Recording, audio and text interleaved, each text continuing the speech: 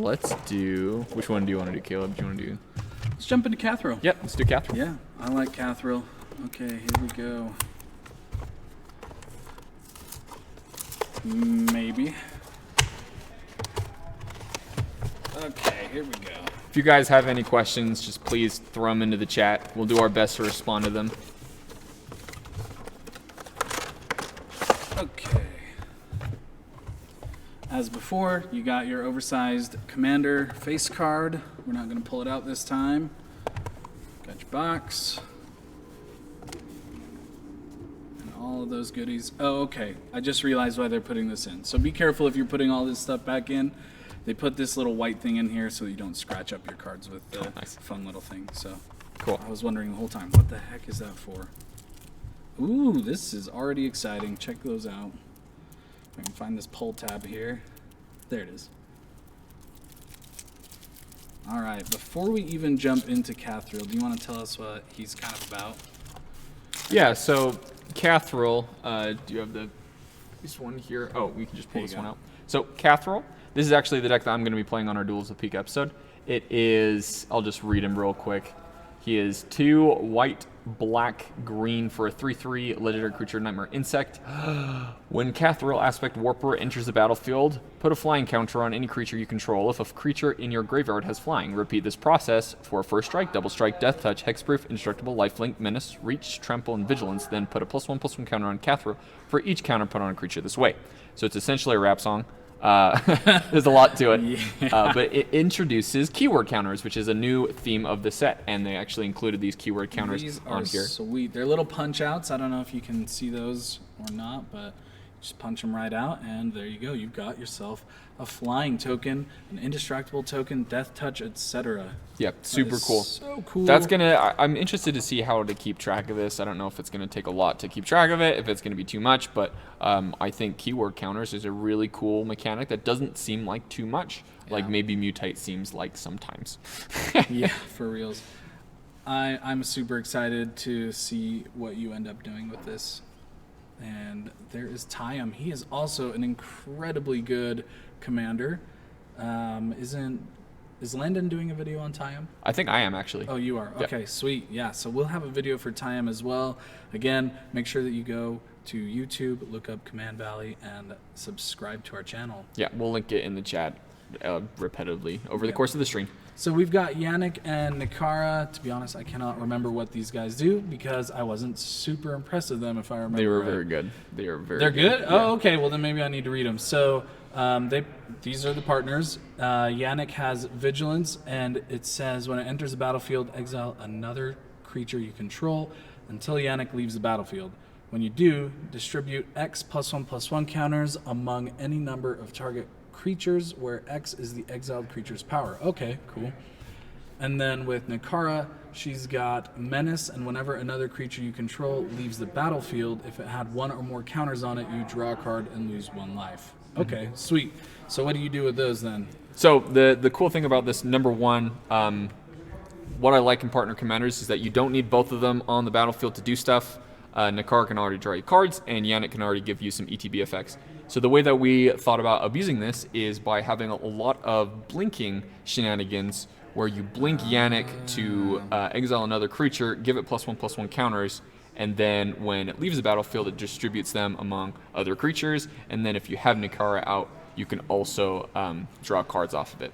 So yeah, there's some cool shenanigans you can do in the Abzan colors with this. Yeah, you're probably missing a lot of things that you could include for a strategy like that because you don't have blue, but white and green should have a decent enough amount. A lot of good stuff. Yeah, I think that sounds really fun, actually.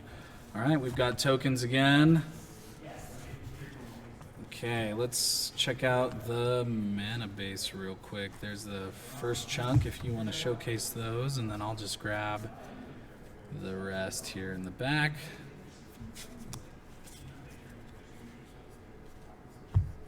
Nice.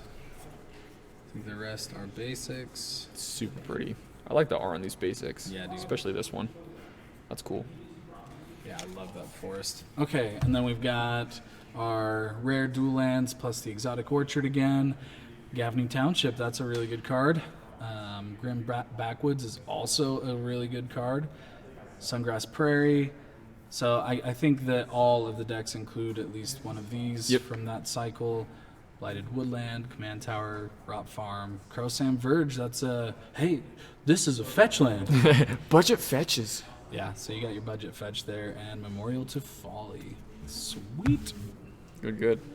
Yeah. And then we've got Avenging Hunt Bonder. That is a new card with double strike, and whenever it attacks, you put a double strike counter on another target attacking creature. What? Super good. That is awesome.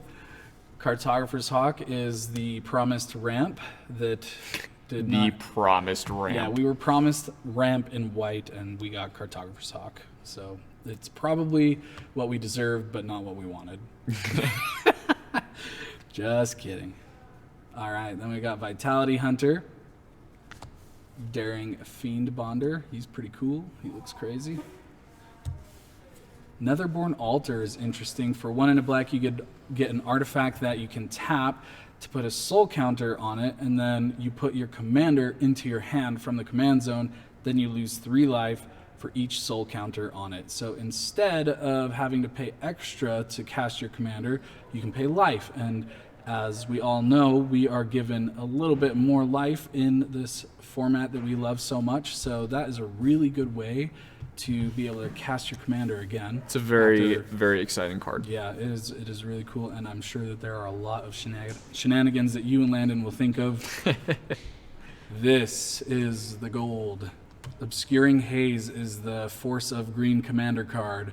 So this one is, if you control your commander, you may cast this spell without paying its mana cost.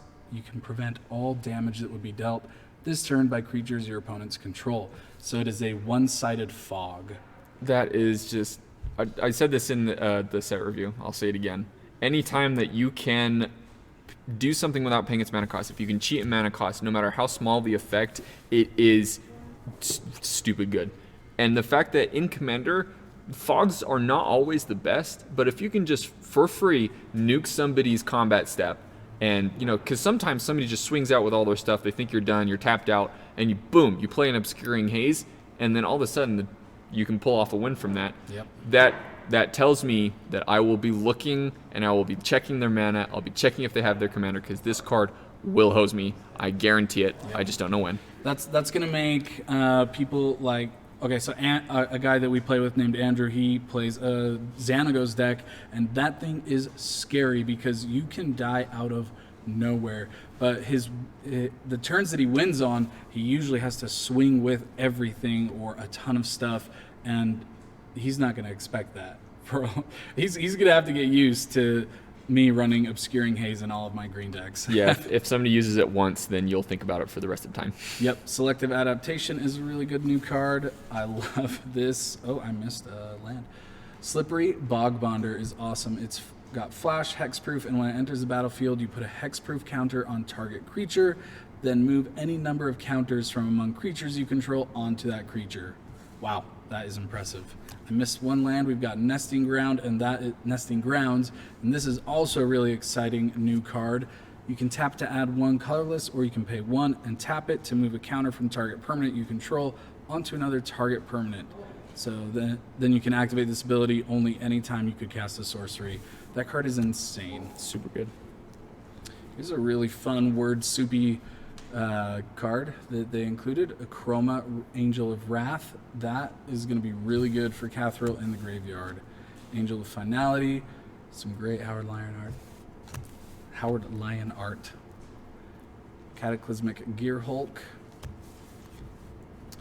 Calamity's Captain, haven't seen that in a while. Odric Lunarch Marshal, Super good in this deck. Revelark without the combo. You gotta start thinking that not everybody thinks of the combo. I know. Solemn Recruit. Yeah, Revelark is still good. Sunblast Angel. That is mean. Together Forever. It's cute. Ooh. That is keyword soup. Yep, that's another one you want to be sending straight to the graveyard. Loves the Tulpa. Karen Wanderer. Creepy art. Ever After. Soul of could have been a better card in Strad. Hey, whoa. I'm just kidding. I know you love it. I love Soul of It's Innistrad. good. Soul Flare. Give me a break. Hornet Queen. Yes. That card is amazing. Majestic Forgettableness.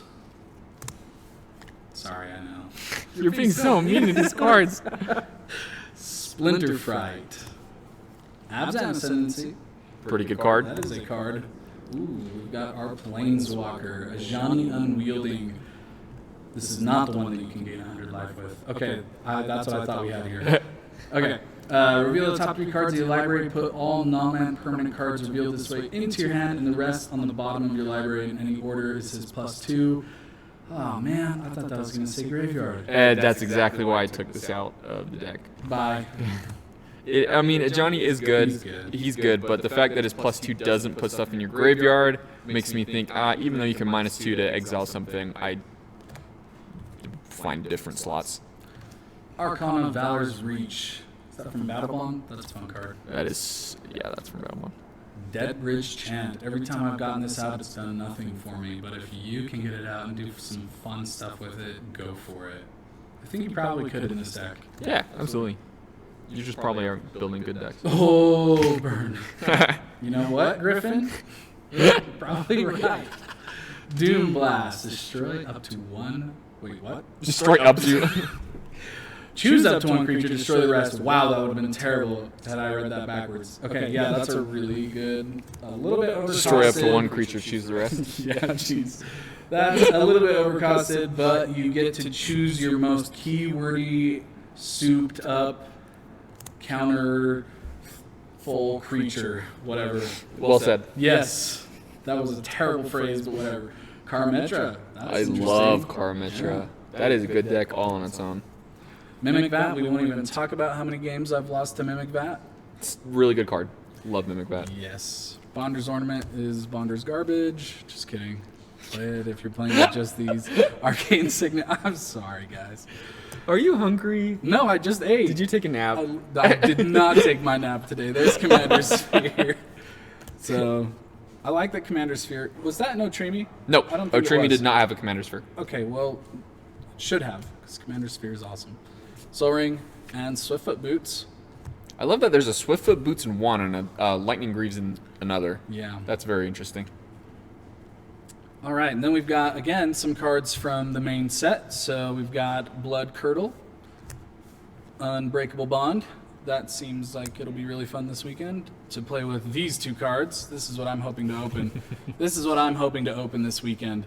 I don't know. This just seems really fun to cycle away these little cards. So you're going to be happy with this card. It's not the most amazing reanimate spell in the world, but you basically get to return a creature from your graveyard for 5, but it gets the lifelink counter as well. So what I like about these is that you can just straight up cycle them into the graveyard, and then when you cycle them, you get to put the trample counter or the death touch counter onto one of your creatures, and then pull them out with Unbreakable Bond. Really fun. You know me, I love to reanimate stuff.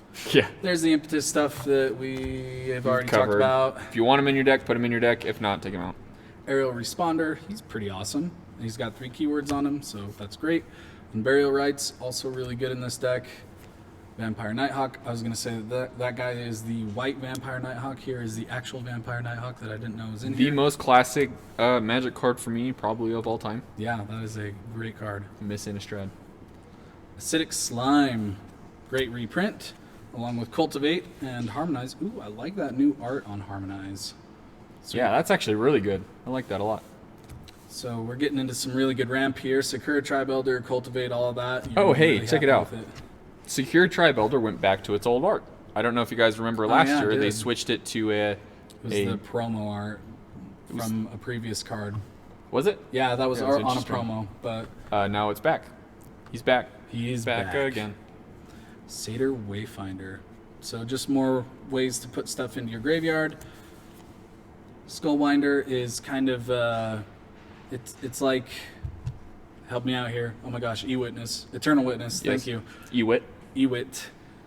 So Skullwinder, when it comes into play, you can return a target card from your graveyard to your hand, but then an opponent also gets to do that as well. So, but he's got Death Touch, which is why he was put in over Ewit, probably. Hey, look, my second favorite card art. Yeah. Or, I'm sorry, my favorite card art, but part 2. Death Sprout. It's a removal and a ramp all in one. It's great. It's also gorgeous art. Abzan Charm. I love all of these types of cards. Well, most of these types of cards that give you, 2 or 3 and sometimes even 4 modes. Really good. D-Spark. That's some Pretty decent good removal, yeah. Exiling something at instant speed. Grizzly Salvage. Again, put cards into your graveyard and take advantage of them. And Nyx Weaver, that is a powerhouse right there. I always forget how good Nyx Weaver is. Yeah, don't underestimate Nyx Weaver. That last ability to return a card from your graveyard to your hand is just, I always forget that. All right, and that is the Kathril deck. I'm still just really impressed with how balanced these decks are, and They seem pretty good. they are more alright, I guess. focused. Yeah, they're a lot more focused than what we used to get in the past, and so I'm really happy about that. Yeah, definitely. They could be a little bit more focused, but I also like that they include those other types of strategies, like with Tayum, that you can just pull Tayum right out and build a Tayum deck if you want to. I'm very excited for time and to build that. But speaking of that, there is a Kathril upgrade deck upgrade video on our web or YouTube right now that I did. I took 15 cards out and I put 15 cards in. So if you need help just getting some ideas for cards to put in, go ahead and check that out. Had a lot of fun doing it. And I will be playing Kathril tonight when we do our gameplay. So super excited for that.